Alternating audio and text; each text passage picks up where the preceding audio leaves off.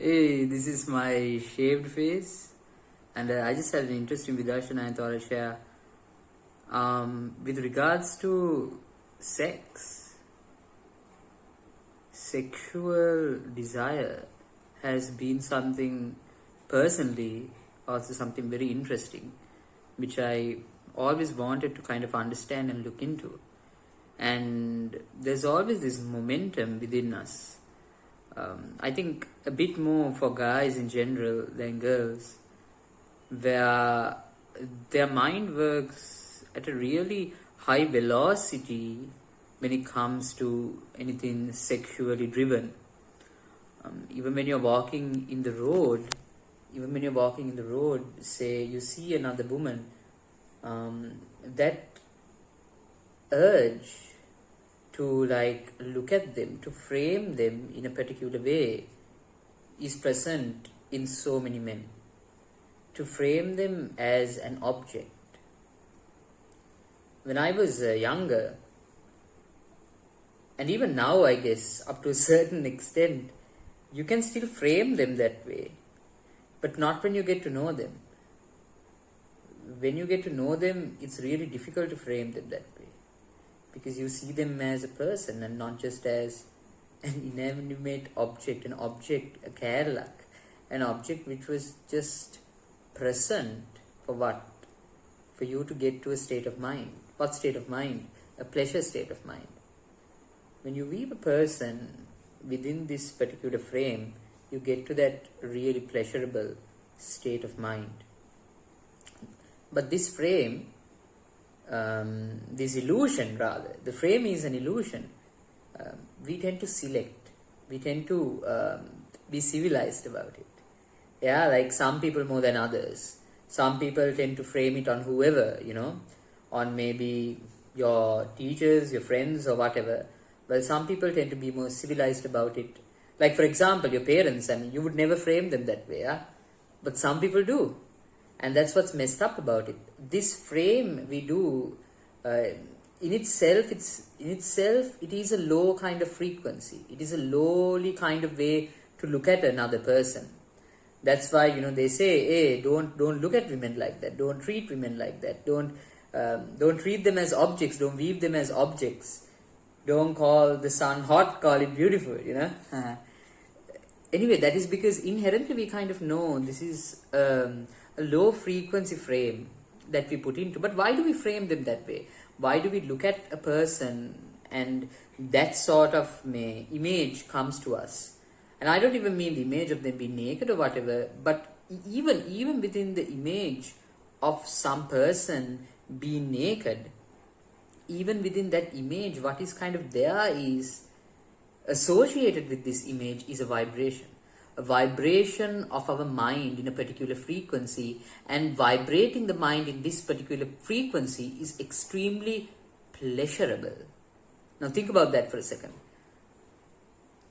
When you are going through the process of shagging off or whatever, when you're going through the process of sex, what is happening is, yes, physically, there is an enjoyment for sure, but also within your mind, there's also the mind and body together. I think it vibrates on a particular frequency which we find a little kick in. Of course, this is also 100% preference based. Some people find a kick in it more than others, yeah. Some people are not drawn to this kind of pleasure. Maybe their pleasure is something else. But that is where samsara comes in. According to their samsaric patterns, some people are more likely drawn to this kind of particular vibration. It's just like a taste in music, Yeah, so that is why, say you have this particular object, and then there's you who is experiencing this vibration. When you become that particular object, it is only then you are vibrating on that particular frequency. What I mean is, when you are just like this, when you're normal, that's not there. But when you even see a certain image to your liking, to your sexual preference, maybe whatever, or you even visualize that's enough. You don't even have to really see it. You can just visualize. Another thing you can do is you can visualize you obtaining a kind of sexual gratification, something you think is really valuable, yeah, and really looking at that and seeing if it is valuable. Most of the time what can happen is we can fear actually going into that domain and looking at it. Why do we fear it? That's interesting. Why why do we really fear it? For someone who is trying to, I guess, may stop all the sexual urges altogether, I think this is more relatable to someone who is religious, who is like, a person who is a priest or whatever, or something religious like that. They are required to abstain from any sexual kind of these things. And really, how can you do that other than suppressing? That was always my question. I always wanted to understand this process and get out of it. To me, blocking something away and just holding it down without allowing it to surface seemed very contradictory. So when it came to something primal like sex, it was very difficult to follow this approach, because once you let that, bottle go loose, it just goes and goes and goes. And, by bottle let go loose, thoughts towards that direction. Yeah, it just goes and goes and goes, doesn't it? So, how difficult is it to just step back and look at the mind while that is happening? Or rather go into a state of samadhi, go into a state of calm, and recreate those situations in a way you can really control and go into. I don't know, this topic seems controversial in itself. But yeah, see really what you get excited about and why that is. Is that really something to get excited? That is why, there's so many different kinds of porn out there, man. It's because within all these different types of porn, you think there is something there. You think there's something there to obtain, something you haven't seen before, something to experience, something exotic, something out there interesting, But you've tasted all of that, you can go ahead and taste all of that, and then you'll never be satisfied. What kind of really was floating your boat a few days ago is not going to float your boat now. Why? Then why did it float your boat then? Because your mind kind of sold you that lie.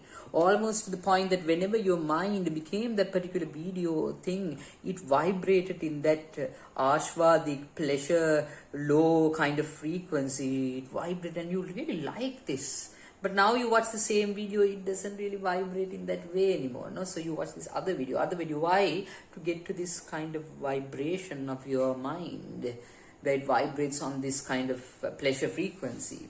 And so we go from one to the other, to the other, to the other, to the other to get this. And once we get a taste of it, once we get a tingle of it, we need to take it and just go right the way up, all the way up there. And all the way up there, right over here, is where the orgasm is. But this entire point of, coming into that vibration and going all the way up, all the way up, is the bhava journey. That journey itself is pleasurable. That journey itself is pleasurable, and the peak itself is pleasurable.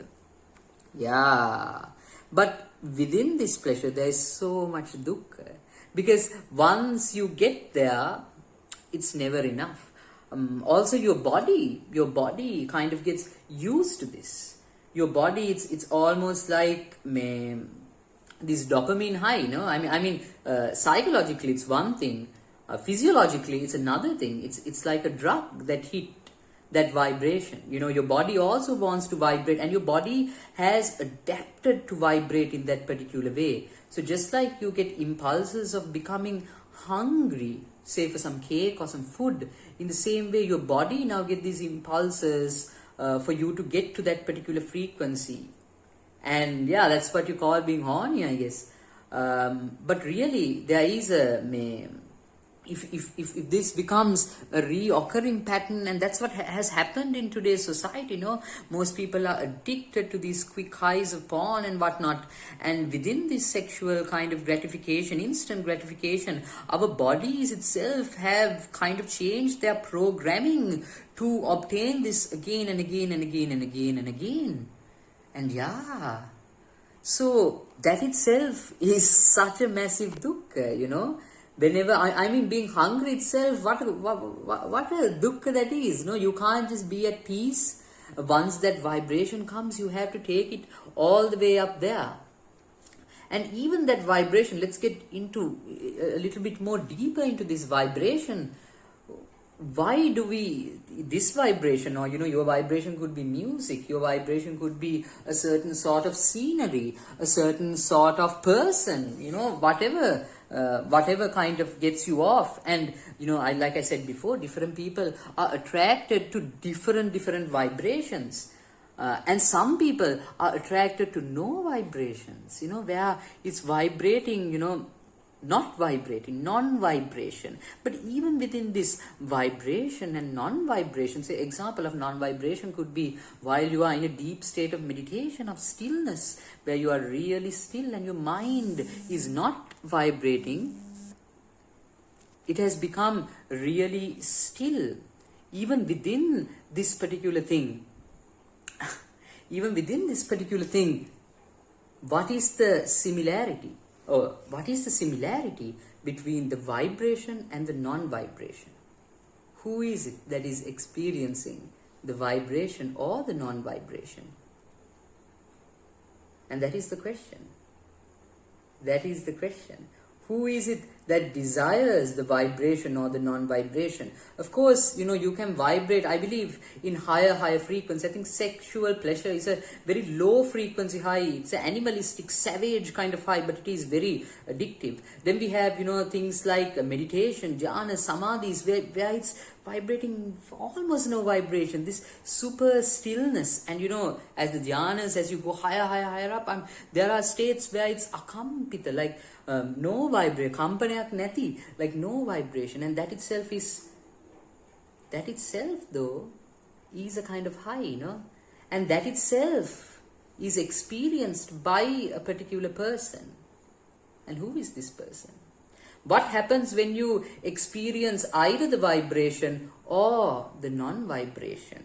What happens if you find value in either one of these two? Who finds value in either one of these two? And once you find value in either one of these two, what happens? It's never enough, isn't it? And life must have taught you by now, if you touch an object once, you have to touch it through infinity. It's not even the object you have to touch. You have to touch what the object was able to bring about within you, the vibration within you. And you have to experience that again and again and again. A constant, never-ending, infinite pursuit. Yeah. And isn't that itself the dukkha? When you experience this vibration in the highest form, in the example in sex, like in the orgasm, you're satisfied for that moment, but then again it goes away, and again you are back at ground one, again, never ending. So my advice to anyone who wants to go through this, and I've been looking at all these different platforms which are made to kind of people who are dealing with sexual urges. There are these no fap challenges, no fap November, and there's this whole semen retention, no fap community kind of thing, and all these are great, but they all deal with mostly a sila aspect, mostly a control aspect, and that is something people are able to achieve with willpower, with staying strong. But really, I also feel like that's not exactly the right approach. I always feel like the right approach is where you are able to vidarshanai, vidala balanna pulan. You can dwell right into it, and with no effort at all, your ashvade should kind of dissolve. Your value to that should kind of dissolve. Not from convincing yourself that it's dukkha, but just by seeing, just by looking at it for what it is, just by understanding and investigation. Yeah. And that is how you not only move out of desire, that is how you move out of anger itself, all kinds of suffering, greed, anger, illusion. How do you move out of them? By looking deeper into them, by not running away from it, but by facing it full on. by allowing it all to come in and looking at it, observing it, investigating it. But you need the Dhamma to do this. You alone do not overestimate yourself. Yeah. In order to come to an energy where you are truly investigating, where you're truly looking at something for what it is, where you're truly... Because you have two responses, no? When a sexual urge comes, you can either go with it or suppress it. Go with it or suppress it. These are the two extremes. But what is the middle? What is the middle path here?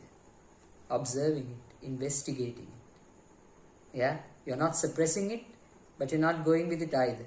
Both of this is of the world. Both of it is within the dualistic nature. So yeah, it takes some courage to investigate. It takes some courage and it takes some amount of prajna. You need to develop your wisdom faculty little by little before you dive into it. Getting another car.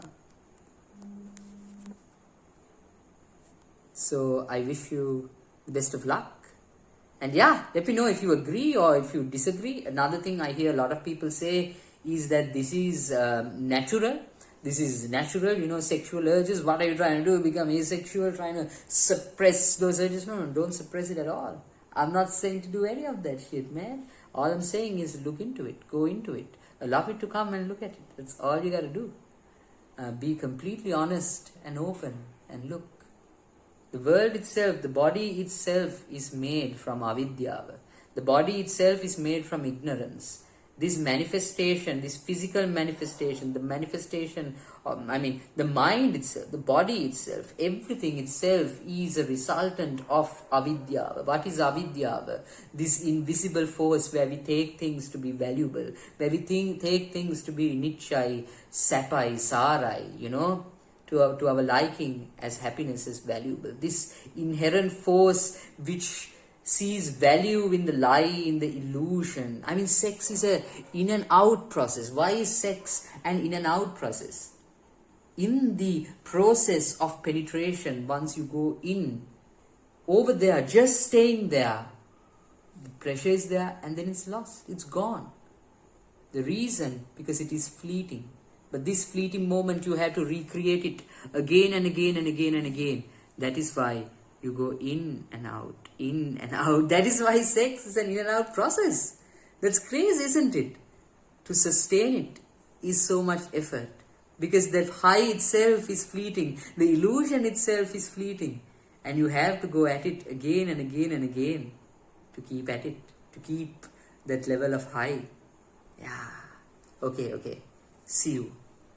Teruvan Sannai. Take care.